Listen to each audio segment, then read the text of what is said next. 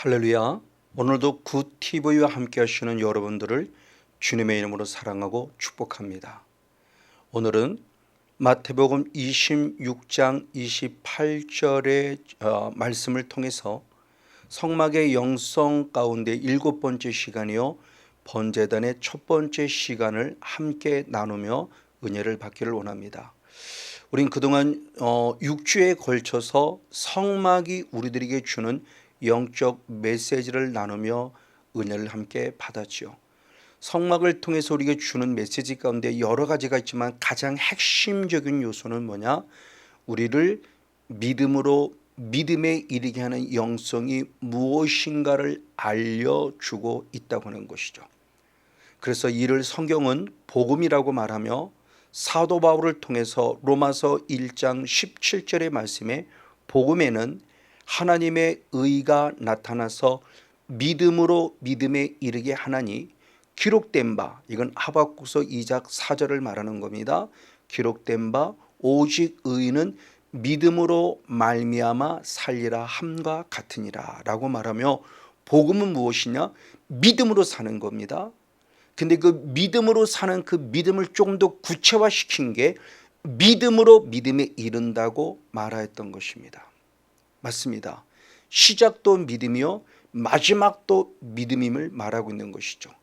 이에 사도 바울은 조금 더 구체적으로 말하며 로마서 10장 9절의 말씀에서 우리가 입술로 예수를 주로 시인할 뿐만 아니라 마음으로 예수님이 십자가에서 죽으셨고 다시 3일 만에 부활하신 것을 마음에 믿으면 구원을 얻는다라고 말합니다. 그리고 이어서 로마서 10장 10절의 말씀에 계속하여 마음으로 믿고 입으로 시인할 때 구원에 이른다라고 표현하며, 믿음으로 구원을 얻은 자가 믿음으로 구원에 이르러야 한다고 말하며, 우리의 영성이 믿음으로 시작해서 믿음으로 마치듯이 구원을 얻어서 구원에 이르러야 하는 신앙을 가르쳐 주고 있다고 하는 것이죠. 바로 이것이 역시 사도 바울에 의하면 에베소 4장 13절과 15절의 말씀에 의하면 우리의 영성이 그리스도의 장성한 자의 분량에 이르러야 하는데, 그것이 바로 15절의 말씀에 예수님에게까지 자라는 것이다. 그에게까지 자라는 거라고 말하며, 우리가 믿음으로 믿음에 이르는 신앙이, 구원 얻은 신앙이, 구원에 이르는 신앙이, 이게 바로 우리의 신앙이 예수님을 닮아가기까지 자라는 신앙임을 가르쳐 주고 있는 것입니다. 맞습니다. 그런데 이 믿음에는 반드시 따라야 할 중요한 영성의 핵심이 있으니 바로 하나님의 말씀입니다. 왜냐하면 믿음의 근본이 말씀이기 때문입니다. 그래서 로마서 10장 17절의 말씀을 통해서 보면 믿음은 들음에서 나며 들음은 그리스도의 말씀으로 말미암았느니라 라고 말하며, 말씀이 없는 믿음은 아무런 유익이 없다고 하는 것이죠. 그래서 주님께서는 베드로를 통해서 우리에게 말씀했을 때 베드로전서 1장 23절의 말씀에 거듭난 것은 썩어질 씨로 된 것이 아니요 썩지 아니할 씨, 하나님의 살아있고 항상 있는 말씀으로 우리가 거듭났다고 표현하며, 말씀을 통해서 우리가 믿음 안에서 구원을 얻었음을 가르쳐주고 있죠. 그래서 고린도전서 15장 3절 4절의 말씀에 보면 성경대로 그리스도께서 우리의 죄를 위하여 죽으셨고 또 성경대로 사흘 만에 다시 살아나셨다라고 말하며, 그 말씀으로 거듭났다고 했을 때 말씀 안에서 예수님의 죽으심이 기록되어 있고 말씀 안에서 예수님의 살아나심을 기록하고 있기에 그 말씀을 통해서 나를 위해 죽으시고 나를 위해 살아나신 예수님을 믿을 때 구원을 얻는다고 말하고 있다는 것이죠. 이에 야고보 사도 역시도 야고보서 1장 18절의 말씀을 통해서 그래서 우리를 진리의 말씀으로 낳으셨다라고 표현하며 우리가 말씀으로 말미암아 구원을 얻었음을 말합니다. 그럼 말씀으로 말미암아 구원 얻은 것으로 끝나냐? 아니다. 이제는 더 나아가 베드로전서 2장 2절의 말씀에 보면은 순전하고 신령한 젖을 사모하라. 이건 하나님의 말씀을 지금 말하고 있는 겁니다. 왜? 구원에 이르도록 자라야 하기 때문이다 라고 말하고 있다는 것이죠. 이런 대표적인 인물이 있으니 바로 디모데였습니다.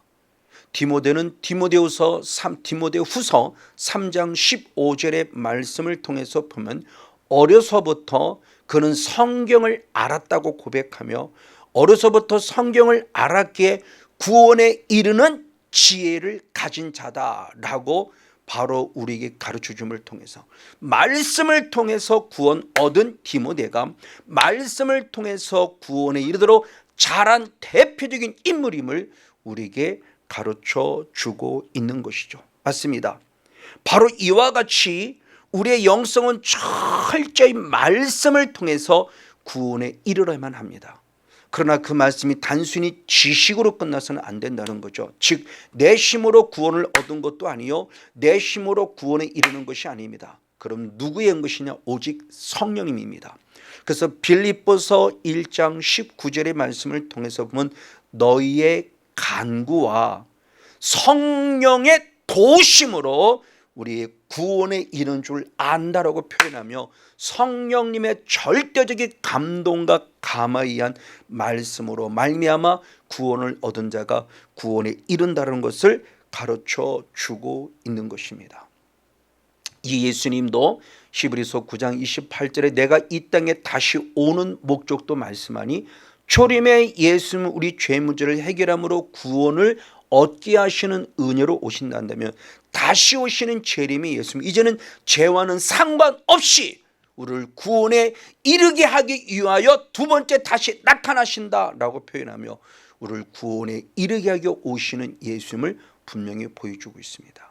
맞습니다. 이와 같이 성막은 우리들에게 구원을 얻은 자가 구원에 이르게 되고 믿음으로 믿음에 이르는 신앙, 이 신앙은 결국 잘하는 신앙을 가지고 가르치고 있다는 사실을 우리가 성막을 통해 나누며 우리가 그동안 은혜를 나누었죠. 맞아요. 그럼 그 성막을 통해 들어갔을 때 가장 먼저 첫 번째 통과하는 것이 문입니다. 바로 이 문은 누구냐 그랬을 때 요한복음 바로 10장 7절의 말씀에 예수님이 말할 때 나는 양의 문이다 라고 말해요. 예수님이 양의 문이라고 말한 것은 바로 세상 죄를 지고 온 하나님의 어린 양이심을 본인 스스로가 고백하고 있죠.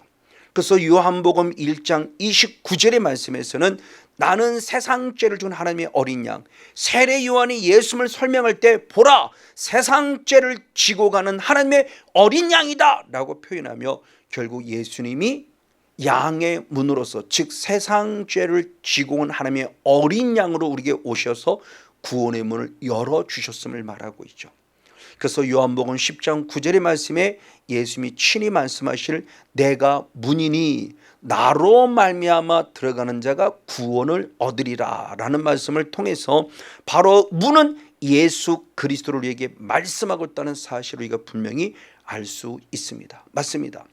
그리고 이렇게 예수님을 통해서 구원의 문을 들어간 우리들은 가장 먼저 우리가 맞닥뜨려야 될 첫 번째 또 다른 성물이 있으니 구원의 문을 들어가자마자 우리가 맞닥뜨릴 첫 번째 성물은 바로 번제단이라는 선물입니다. 그럼 번제단이 우리에게 주는 영적 메시지는 무엇일까요? 너무나 간단하고 너무나 잘 알죠. 우리의 유일하게 죄의 문제를 해결하는 곳이 바로 번제단입니다. 그런데 이 죄의 문제를 해결하려면 우리에겐 유일하게 회개밖에 없습니다. 그래서 사도행전 2장 38절의 말씀에 보면 회개하라 그리고 죄 사함을 받으라라고 말하며 바로 이 번제단이 우리에게 주는 거룩한 영성의 핵심이 이게 무엇이냐? 회개를 통해서 죄 사함을 받는 길이 구원을 얻은 자로서 구원에 이르는 길임을 가르쳐주고 있죠. 그래서 예수님께서도 이 땅에 친히 오셔서 첫 번째 복음에 전한 메시지의 핵심이 마가복음 1장 15절의 말씀을 통해서 보면은 하나님 나라가 가까웠으니 회개하고 복음을 믿으라 라는 말씀을 통해서 바로 믿음의 출발점이 회개임을 우리에게 가르쳐 주고 있는 것이죠. 근데 이 믿음의 출발점이 회개로 끝남이 아니라 구원을 얻은 자가 구원에 이르듯이 회개로 시작한 데는 회개로 마쳐야 돼요. 그래서 고린도후서 10장 7절의 말씀을 통해서 보면은 하나님의 뜻대로 하는 근심은 구원에 이르게 하는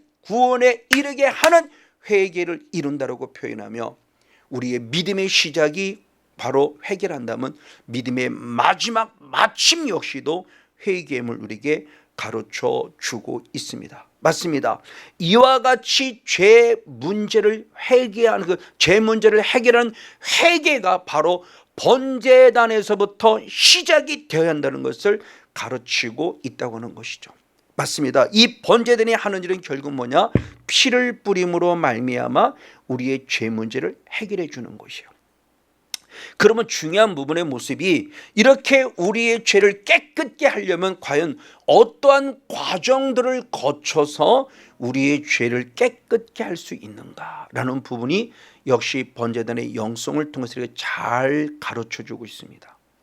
대표적으로 출애굽기 29장과 레위기 4장에서 바로 속죄의 죄에 대한 모습을 잘 우리에게 가르쳐주고 있는데, 저는 그래서 오늘 레위기 4장을 통해서 제사장들의 죄가, 백성들의 죄가 어떻게 속함을 받는가라고는 속죄제라는 제사법을 통해서 아주 구체적으로 한번 말씀을 상고해 보며 함께 은혜를 나누기를 원합니다. 맞습니다. 자, 우리의 죄 문제를 해결하는 번제단에 섰을 때 가장 먼저는 죄 문제를 해결해서는 흠이 없는 어린 양이라는 속죄 제물을 드려야만 합니다. 그래서 레위기 4장 32절의 말씀을 성경이 분명히 기록하고 있죠. 어린 양을 속죄 제물로 가져오되 흠없는 암컷을 가져라고 말하며, 흠이 없는 어린 양을 속죄 제물로 가져오라고 그러죠.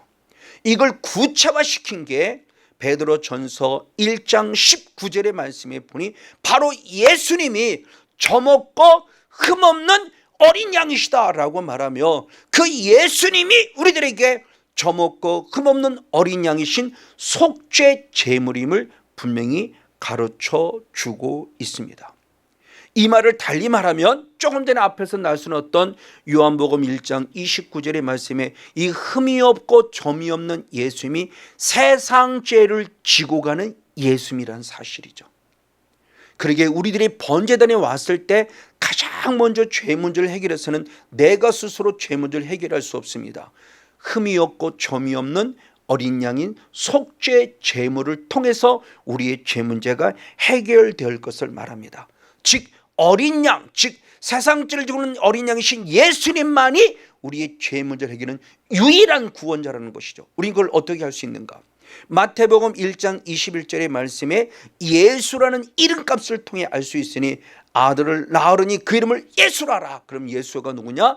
우리를 죄로부터 구원할 자다라고 말하며, 분명히 우리의 죄의 유일한 구원자는 바로 예수 그리스도, 흠없고 점없는 세상 죄를 지고 가신 어린 양이신 예수님을 알 수 있습니다. 그러면 두 번째로서는 흠이 없고 점없는 속죄 제물 있으면 되느냐? 아닙니다. 그 다음에 두 번째 방법은 레위기 4장 33절의 상반절의 말씀에 보면은 그 속죄제 희생의 머리에, 그 어린 양인 머리, 그 어린 양의 머리에 안수하라라고 말합니다. 자, 속죄제인 어린 양에 안수한다는 것이 무엇일까? 이걸 조금 더 구체화시킨 게 레위기 16장 21절 말씀, 대속죄일을 맞이해서 좀 더 구체적으로 안수가 갖는 의미가 무엇인가를 알려줍니다. 자, 그 제물의 머리에 안수했는데, 안수한다는 것이 뭐냐? 바로 이스라엘 자손의 모든 불의와 그리고 그들이 범한 모든 죄를 중요합니다. 고하고 그럽니다. 바로 이게 중요해요. 그러면서 그 죄를 염소의 머리에 두었다라고 표현합니다. 염소의 머리에 두었다라는 이 말씀이 현대의 성경에서 보면 뭐냐?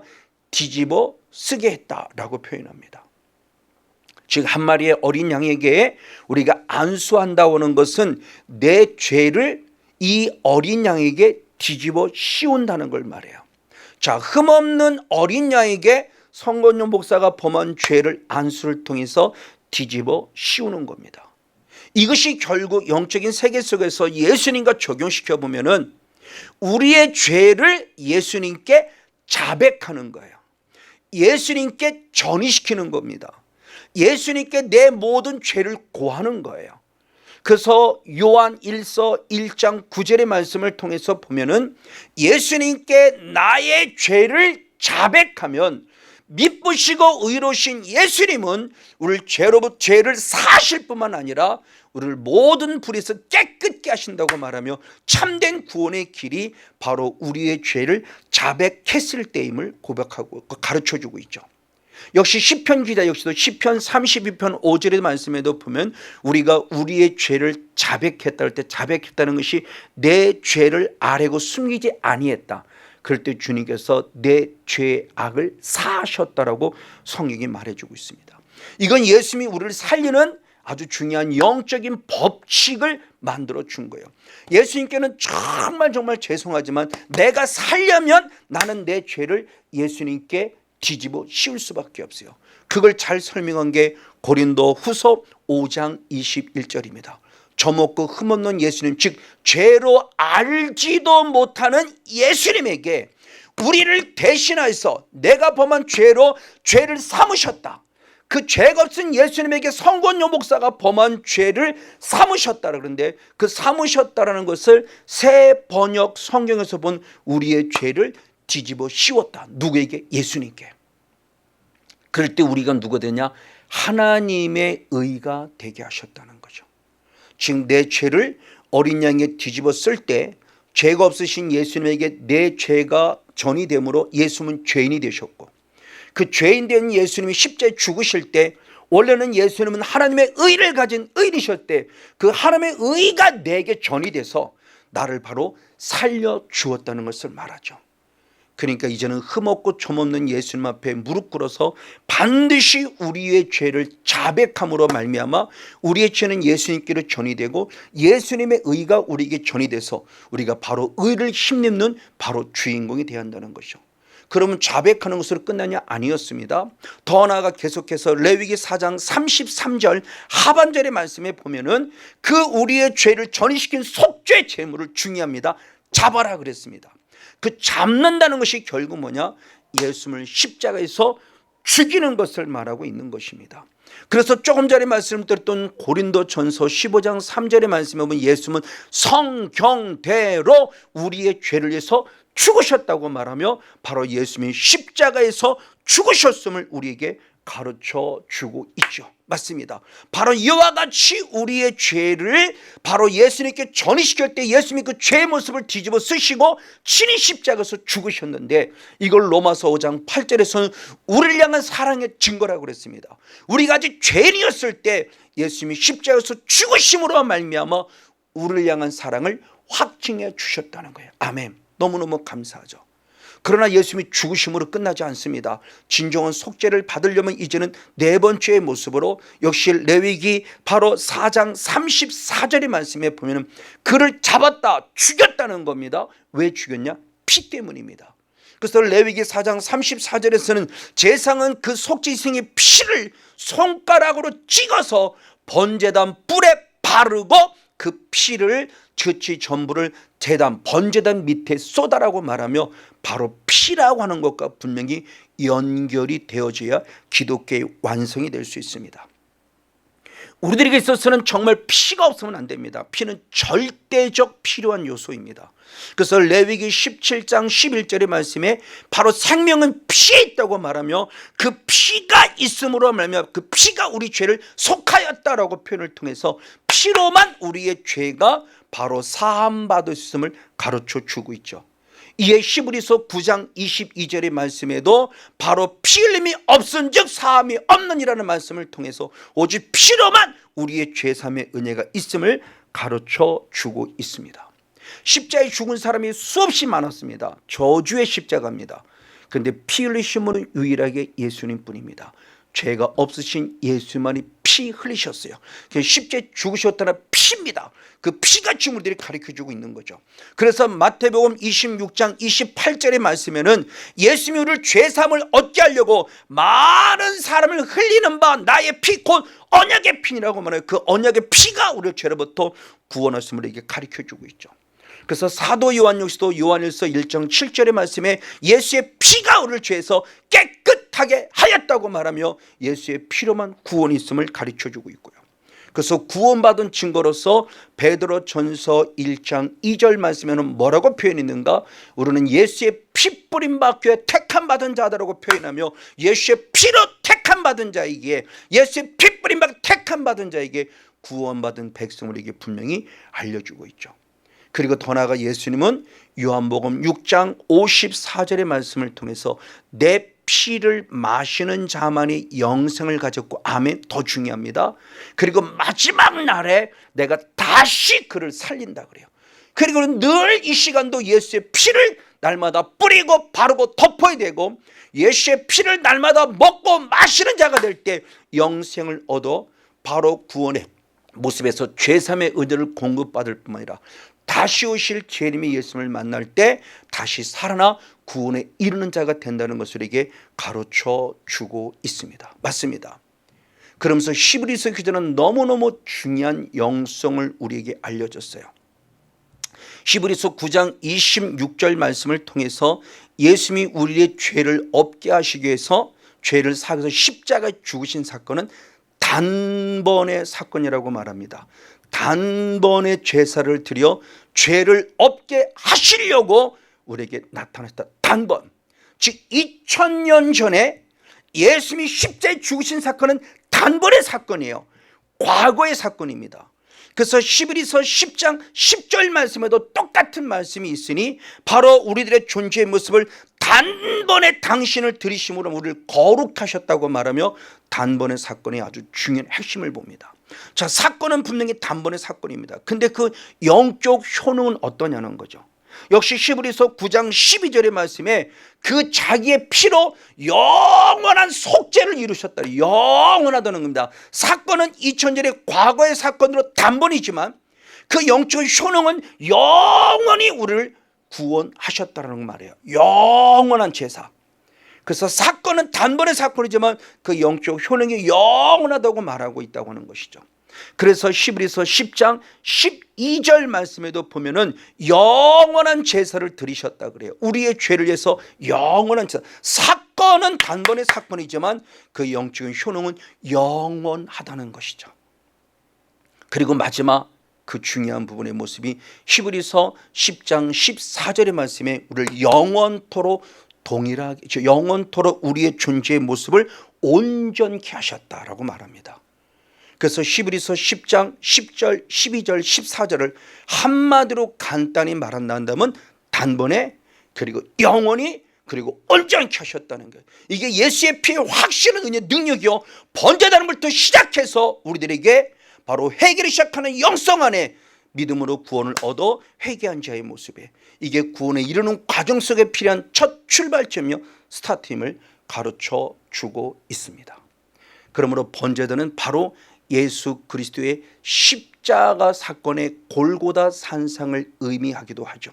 그래서 마태복음 27장 26절의 말씀을 보면 예수님은 채찍질하고 십자가에 못 박혀 넘겨주셨다라고 말하며 그 번제단을 우리가 엎드릴 때마다, 번제단에 엎드릴 때 우리는 예수의 십자가이신 그 십자가를 생각하는 영성이 필요함을 가르쳐 줍니다. 다시 한번 그러나 영적 원리를 살펴보자는 거죠. 우리의 죄를 회개하려면 가장 먼저는 흠없고 점없는 예수님 앞에, 그렇죠? 우리의 죄를 전이시키는 철저한 자백의 기도가 필요하다. 그리고 그 예수님이 십자가에서 죽으셨다. 그리고 십자가에 죽으실 때 흘리신 그 피가 필요하다. 그 피를 우리는 뿌림받, 피 뿌림받게 택함 받은 자에게 늘 회개하여 우리의 죄를 고백할 때마다 예수의 피가 머리부터 발끝까지 영과 혼과 육에 뿌려지고 발라지고 덮어짐을 통하여 깨끗하게 죄사함을 받고 당당히 천국 백성 이 땅에 승리하며 살아가는 저와 여러분 우리 모두가 되어지기를 예수님의 이름으로 간절히 축복하고 축원을 드립니다.